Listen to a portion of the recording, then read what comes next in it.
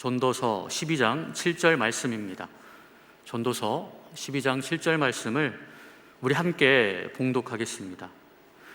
흙은 여전히 땅으로 돌아가고 영은 그것을 주신 하나님께로 돌아가기 전에 기억하라.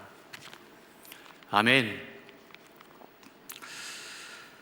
광야에 길을 내시고 사막에 강물을 내셔서 택한 백성에게 샘물을, 생수를 마시게 하려는 우리 하나님의 역사하심이 2021년을 살아가는, 코로나 시대를 살아가는 우리 모든 성도님들의 삶 가운데 강력하게 임하시기를 주님의 이름으로 축원드립니다.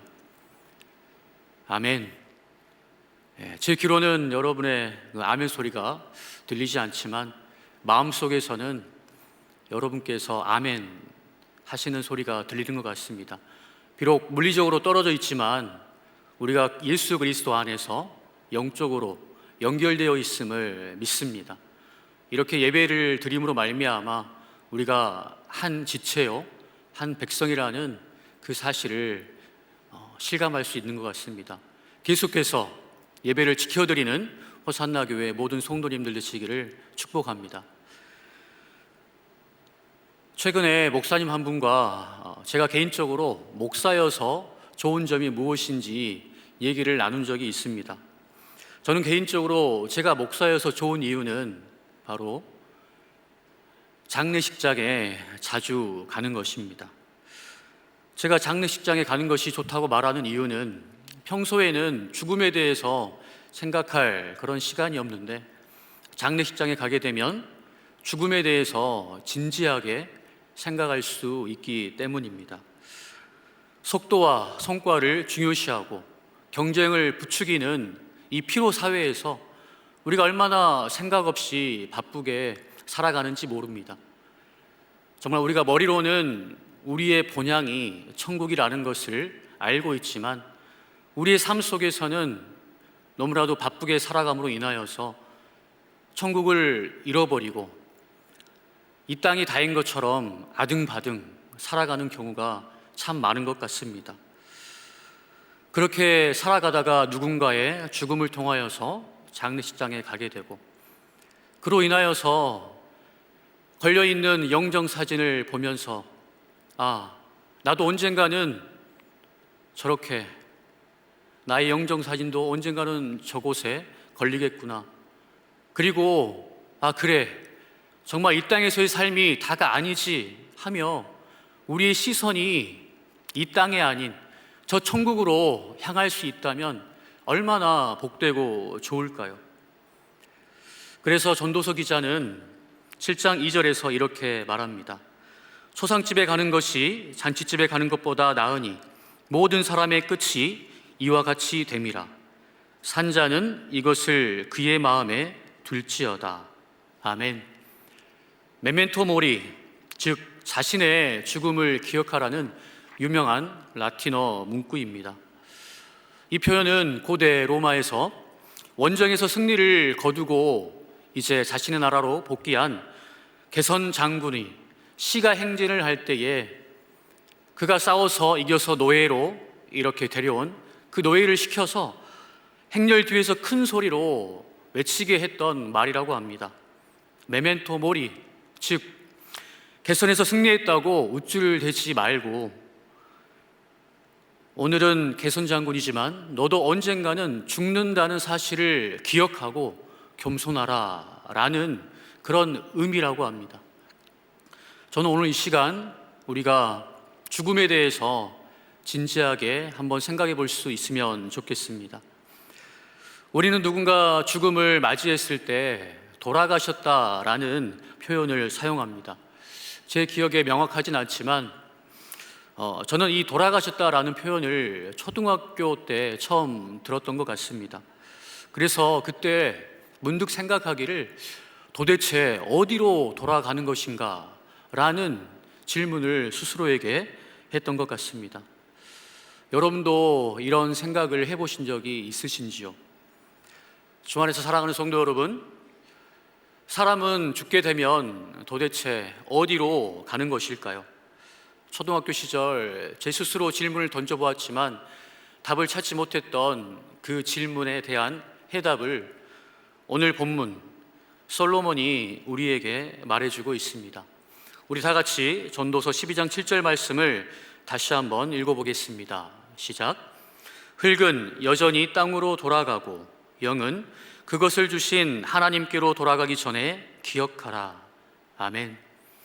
이 구절을 세번역 성경으로 읽어보면 그 의미가 더 분명해지는데 제가 한번 읽어드리겠습니다. 육체가 원래 왔던 흙으로 돌아가고 숨이 그것을 주신 하나님께로 돌아가기 전에 내 창조주를 기억하여라. 아멘. 내 창조주를 기억하여라. 돌아가셨다. 인간이 죽게 되면 어디로 돌아가는 것인가? 이 말씀에 의하면 육체는 하나님께서 흙으로 창조하셨기 때문에 흙으로 돌아간다라고 말합니다. 그리고 영혼은 하나님께서 그 코에 생기를 불어 넣으신 것처럼 다시 하나님께로 돌아간다라고 분명하게 말하고 있는 것입니다. 어릴 적 동네의 어귀에서 친구들과 놀다가 정말 시간 가는 줄 모르고 땅 따먹기, 딱지치기, 나이 먹기 이런 놀이를 하다가 이제 해가 지면 이제 집에서 부모님께서 부르는 소리, 정기라, 지혜야 하고 부르는 그런 소리를 듣게 됩니다. 그러면 언제 그랬냐는 듯이 그동안 싸우고 서로 정말 내가 더 땅을 가지려고 차지하려고 했던 그 모든 것들을 버려두고 집으로 돌아갔던 그런 기억이 누구나 다 있을 것입니다. 세상 많은 사람들이 정말 죽으면 끝이고 이 땅에서의 삶이 다라고 생각하며 살아갑니다. 죽으면 끝이지 무슨 천국과 지옥이 있어 하며 이 땅에서의 삶이 다인 것처럼 살아가는 사람이 얼마나 많은지 모릅니다. 그러나 죽음은 끝이 아니고 새로운 시작입니다. 그런데 참으로 안타까운 것은 심지어 믿는 사람들 중에서도 자신이 죽어서 하나님의 심판대 앞에 선다는 사실을 망각한 채 이 땅이 다인 것처럼 살아가는 사람이 있다는 사실입니다. 우리 한번 생각해 봅시다. 우리가 아는 그 연어라는 물고기는 누가 알려주지 않아도 산란할 때가 되면 바다에서 자기가 태어났던 그 강을 향해서 강을 거슬러 올라갑니다.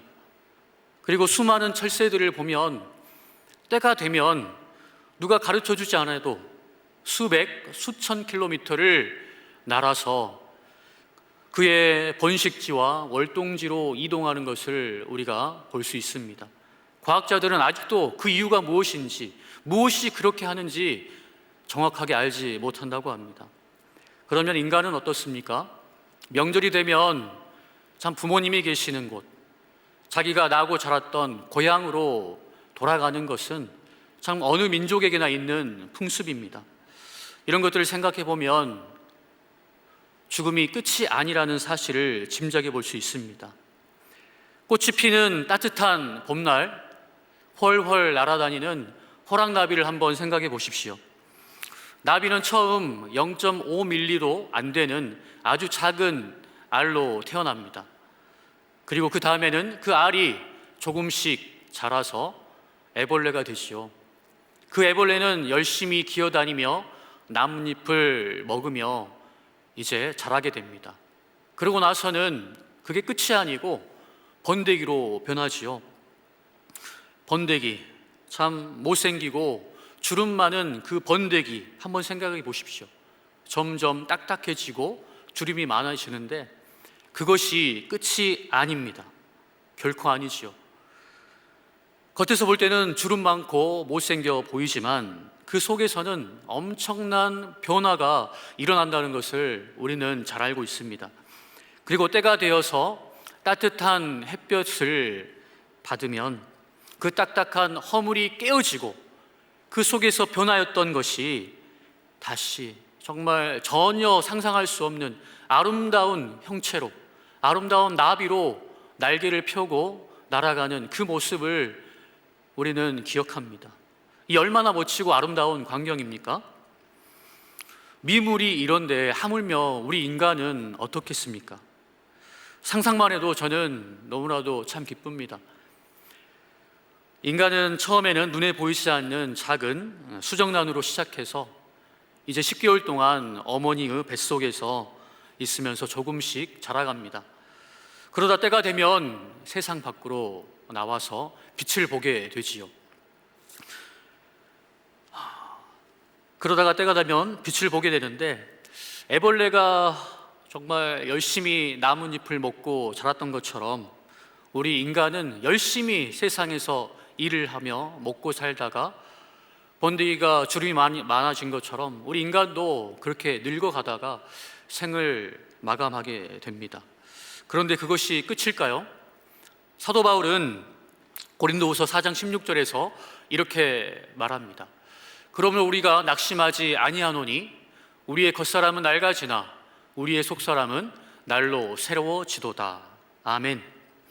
사도 바울은 또한 다시 오시는 재림은 아래 정말 우리의 낮은 몸이 그리스도의 몸의 형체와 같이 영광스러운 몸으로 변화된다라고 말합니다. 번데기의 모습은 정말 주름 많은 딱딱한 볼품없는 모습이지만 그 속에서는 정말 하늘을 날 수 있는 아름다운 그 변화가 있었던 것처럼 우리 인간도 정말 겉모습은 정말 낡아지지만 연약해지지만 우리의 속사람은 천국에 가까워지고 있다고 성경이 말하고 있는 것입니다. 그래서 죽음은 끝이 아닌 새로운 시작인 것입니다.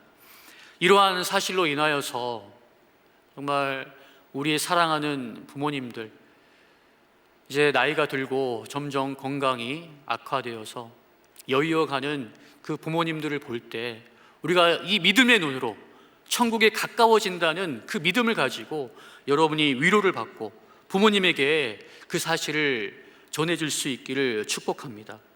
그리고 사랑하는 가족들을 먼저 보낸 분들이 계신다면 이 말씀이 위로가 되었으면 좋겠습니다. 그렇다면 우리는 어떻게 창조주 하나님께로 천국 본향으로 돌아갈 수 있을까요? 그것은 우리가 창조주 하나님을 기억하는 것입니다. 창조주 하나님을 기억한다는 것은 하나님께서 인간을 구원하시기 위해서 성경에 약속하신 예수 그리스도를 기억하고 믿는 것입니다. 다시 말해서 오직 예수 그리스도만이 우리를 저 천국 본향으로 인도할 수 있다는 것입니다. 예수 그리스도는 우리에게 영생을 주시기 위하여 십자가에서 죽으심으로 우리의 죄값을 대신 치르시고 부활하셨습니다. 우리가 이 사실을 기억하고 믿을 때 천국 백성이 되고 하나님께서 부르실 때에 하나님께로 돌아갈 수 있는 것입니다. 성경의 수많은 인물들 가운데 그의 마지막 순간에 창조주 하나님을 기억함으로 말미암아 예수 그리스도를 믿음으로 말미암아 하나님께로 돌아간 한 인물이 있습니다.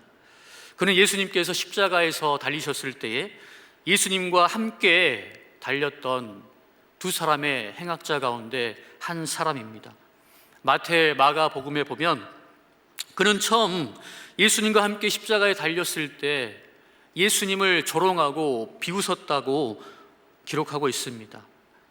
다른 사람들이 예수님을 조롱하면서 내가 하나님의 아들이라면 당장 그곳에서 내려오고 너뿐만 아니라 나도 내려오게 하라라고 말했는데 그저 침묵하시며 묵묵히 죽음을 당하시는 그 예수님의 연약한 모습을 보고 믿음이 없었던 것이겠지요.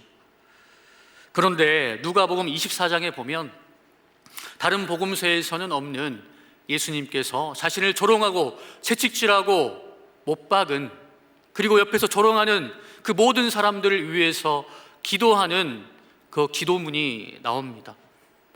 아버지, 저들을 용서하여 주옵소서. 자기들이 하는 것을 알지 못하나이다. 이런 기도 문구를 누가는 기록했습니다. 그래서 그런지 이 누가복음에는 이 죄인 중에 한 사람이 그의 심령이 변화되는 것을 주목하고 기록하고 있는 것을 볼 수 있습니다. 한 행학자는 끝까지 예수님을 조롱하는데 그 중에 한 행학자는 생각이 변해서 이렇게 말하죠. 너와 나는 마땅히 죽을 형벌을 받는 것이지만 이분은 보니까 죄가 없으신 분이다. 그러면서 그가 예수님께 마지막 순간에 이렇게 고백하지요. 예수여, 당신의 나라에 임하실 때에 나를 기억하소서. 제가 예수님이었다면 정말 마지막 순간에 이런 고백을 하는 이 죄인에게 어떤 말씀을 했을까라는 상상을 해봅니다. 살인죄를 저지르고 이렇게 심판을 받고 있는 이 악한 자가 자기도 천국에 가고 싶다고 했을 때 저 같으면 너가 정말 어떠한 선을 행했느냐, 오늘날 교회의 모습으로 이야기한다면 너가 교회 열심히 다녔어? 제자 훈련을 받았어? 11조는 했어? 여러 가지 행위들을 따져 물을 터인데 우리 예수님은 전혀 그러시지 않습니다. 우리 주님께서는 뭐라고 말씀하셨냐면 내가 진실로 내게 이르노니 내가 오늘 나와 함께 낙원에 있으리라 라고 말씀하십니다. 이 얼마나 놀라운 은혜입니까? 십자가상에 이 한 죄인이 구원받은 이유는 무엇일까요? 바로 그가 한 것은 자신이 죄인임을 인정하고 예수님께 은혜를 구한 것뿐입니다. 그런데 누가복음을 기록한 누가는 그 죄인이 어떻게 구원받았는지 성경 속에 기록해 두었습니다. 그것은 그가 예수님의 이름을 기억하고 불렀다는 사실입니다. 그는 예수여 하고 예수님의 이름을 불렀습니다. 우리가 성경을 읽어가면서 그냥 생각 없이 지나칠 수 있는데 이 누가복음에 보면 정말 예수님의 이름을 예수여 하고 부른 사람이 그리 많지 않다는 것을 발견할 수 있습니다. 누가복음에서 예수님의 이름을 예수님이라고 예수여라고 부른 사람이 몇이나 될까요? 참 많은 사람들이 그들의 병을 고치기 위해서 또 예수님께 지혜를 얻기 위해서 예수님께 다가왔지만 그들이 예수님의 이름을 어떻게 불렀냐면 그들은 랍비여, 선생님이여 라고 부른 경우가 많습니다. 오직 단 2명의 사람이 누가복음에서 예수님의 이름을 불렀습니다. 그 중에 한 사람은 소경 바디메오시여, 다윗의 자손 예수여 나를 불쌍히 여기소서. 그랬을 때 제자들은 그를 만류하고 책망했지만 예수님께서는 그를 오라고 하여서 너가 원하는 것이 무엇이냐 물으시고 그를 구원해 주셨습니다. 그의 믿음을 보시고 그를 구원해 주신 것이지요. 그리고 두 번째 예수님의 이름을 부른 사람이 바로 십자가상의 이 한 죄인입니다. 그는 예수여 나를 당신이 하나님의 나라에 갈 때에 나를 기억해 달라라고 이렇게 은혜를 구했는데 그가 부른 그 예수의 이름 가운데 우리가 어떻게 하늘나라로 갈 수 있는가, 하나님께 돌아갈 수 있는가, 그 열쇠가 담겨 있습니다. 성경은 이렇게 말하시오. 누구든지 주의 이름을 부르는 자는 구원을 받으리라. 누구든지 주의 이름을 부르는 자는 수치를 당하지 아니하리라 라고 약속합니다. 이 얼마나 놀라운 약속이고 복음입니까? 예수님은 자기가 죄인임을 인정하고 예수님께로 나아오는 자를 구원하시고 천국으로 인도하시는 분이십니다. 혹시 여러분 가운데 자기 자신의 모습을 보면서 나는 정말 예수님을 믿는데 너무나도 죄인인 것 같아 라고 자책하면서 정말 사탄이 속삭이는 너는 그리스도인이 아니야 그 말로 인하여서 힘들어하는 분이 계십니까? 그렇다면 예수님의 이름을 부르십시오. 그리고 은혜를 구하십시오.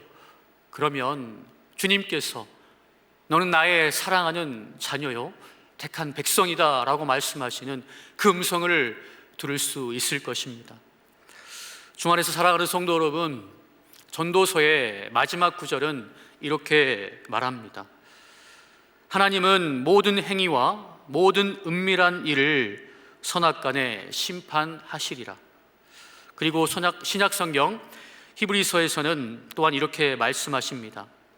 한 번 죽는 것은 사람에게 정해진 것이요 그 후에는 심판이 있으리라 라고 말입니다. 여러분, 이 사실을 믿으십니까? 그렇다면 우리는 이제 어떻게 살아야 할까요? 불을 쏘, 하늘 천, 소천. 우리가 누군가 죽었을 때 소천하셨다라고도 표현하는데, 하나님이 부르시면 돌아가는 것이 우리 인생입니다. 태어날 때는 그 날씨가 정해져 있지만 우리가 언제 돌아갈지는 하나님만 아십니다. 손양호 목사님께서는 설교 가운데 이런 말씀을 하셨습니다. 어디서 무엇을 하다가 주님을 만날 것인가? 오늘만이 내 날이요 주님 만날 준비 오늘뿐이다 라고 말씀하셨습니다. 죽음이 있다는 사실을 기억하고 우리의 본향은 천국임을 기억하는 삶, 오늘날 그러한 삶의 자세가 우리에게 필요합니다. 그리고 이 땅에서 우리에게 허락된 오늘 하루, 지금 이 시간을 하나님을 경외하며 믿음으로 살아가는 그런 삶이 될 수 있으면 좋겠습니다. 2021년 호산나 교회 표어는 예수로 승리하는 삶입니다. 비록 예수님께서 세상에서는 너희가 환난은 당하나 라고 말씀하신 것처럼 오늘날 우리가 코로나로 인하여서 그로 인한 경제적인 어려움과 건강의 어려움과 관계의 어려움으로 여러 가지 어려움을 겪고 살아갑니다. 정말 우리 주님께서 이런 말씀을 안 하시고 정말 푸른 초장만 언급하셨으면 좋을 텐데 성경은 결코 그렇게 말씀하지 않으시죠. 사망의 음침한 골짜기가 있고 광야가 있고, 그러나 그뿐만 아니라 우리 주님께서는 담대하라 내가 세상을 이기었노라 라고 말씀하십니다. 우리가 이렇게 말씀하신 그 주님의 말씀을 기억하면서 주님 주신 믿음으로 힘있게 담대하게 살아갈 수 있으면 좋겠습니다. 독일의 신학자 폴 틸리히는 신앙을 이렇게 정의했습니다. 신앙은 존재의 용기다라고 그가 말했습니다. 존재의 용기. 비록 사망의 음침한 골짜기가 우리 가운데 있고 광야가, 사막이 우리에게 놓여 있지만 그러한 상황 속에서도 존재의 용기. 정말 윤동주가 그 서시에서 노래했듯이 비록 현재의 상황은 일제강점기 치하에서 오늘 밤에도 별이 바람에 스치우는 것처럼 너무나도 힘들지만 그럼에도 불구하고 믿는 자로서 내게 주신 사람들을 사랑하기로 결단하고 나에게 주어진 길을 걸어가겠다고 다짐하는 그 삶의 자세, 그것이 바로 폴 틸리히가 말한 존재의 용기인 것입니다. 이제 말씀을 정리하려고 합니다. 세상이 갈수록 강팍해지고 있습니다. 그리스도인으로서 살아간다고 하지만 정말 이 땅에서의 삶이 다인 것처럼 아등바등 살아가는 경우가 얼마나 많은지 모릅니다. 하나님의 심판대 앞에 선다는 사실을 잃어버린 채 이 땅이 다인 것처럼 살아가는 모습이 저와 여러분에게는 없는지 한번 돌아봐야 할 것입니다. 하나님께서 마지막 때가 되면 믿음이 식어지고 사랑이 식어진다라고 말씀하셨는데 저와 여러분의 믿음과 사랑의 온도는 몇 도를 가리키고 있습니까? 논어 자한편에 보면 이런 문구가 나오지요. 세한 연우지 송백 지후조. 날씨가 추워진 후에야 비로소 소나무와 잣나무의 푸르름을 알게 된다는 것입니다. 이 문구는 추사 김정희가 그가 제주도에 이렇게 귀양 유배되었을 때에 그의 제자 이상적에게 쓴 글인 그 세안도라는 그 그림과 그래도 인용된 말이지요. 날씨가 추워진 후에야 비로소 소나무와 잣나무의 푸르름을 알게 된다는 것. 저는 이 말을 들을 때에 정말 예수 그리스도께서 우리에게 이렇게 질문하시는 것 같습니다. 그러나 인자가 올 때에 세상에서 믿음을 보겠느냐? 그러나 인자가 올 때에 세상에서 이러한 믿음을 너희가 보이겠느냐 하는 것이죠. 주 안에서 사랑하는 성도 여러분, 2020년도 힘들었고 2021년도 힘들다고 합니다. 코로나가 언제 끝날지 모르는 그런 상황 가운데 있습니다. 그러나 동백꽃을 한번 생각해 보십시오. 차가운 그 하얀 눈 속에서 새빨간 그 꽃을 피워내는 동백꽃처럼 우리가 그렇게 살아갈 수 있으면 좋겠습니다. 비록 질그릇처럼 연약한 저와 여러분이지만 우리 안에는 보배로우신 예수 그리스도의 생명이 있습니다. 여러분 그 사실을 믿으십니까? 세상 끝날까지 항상 함께 하시겠다고 약속하신 우리 주님이 지금 여러분과 함께 하십니다. 올 한 해 광야에 길을 내시고 사막에 정말 강물을 내셔서 택한 백성에게 생수를 먹이게 하시는 그 주님의 역사하심이 여러분의 올 한 해 가운데, 여러분의 가정 가운데, 삶의 터전 가운데 임하시기를 주님의 이름으로 축원드립니다. 이제 찬양을 함께 하고 우리가 기도하는 시간을 갖기 원합니다. 마지막 때가 되면 믿음이 흔들리고 정말 이 땅이 다인 것처럼 살아간다고 성경 기록하고 있는데 우리가 이 찬양의 가사를 생각하며 부르면서 우리의 믿음을 돌아보면서 다시 한번 우리 시선을 이 땅이 아닌 저 천국을 향하여서 창조주 하나님을 기억하면서 그 주님과 동행하며 나아갈 수 있기를 주님의 이름으로 축원드립니다. 우리 함께 찬양하며 나가겠습니다.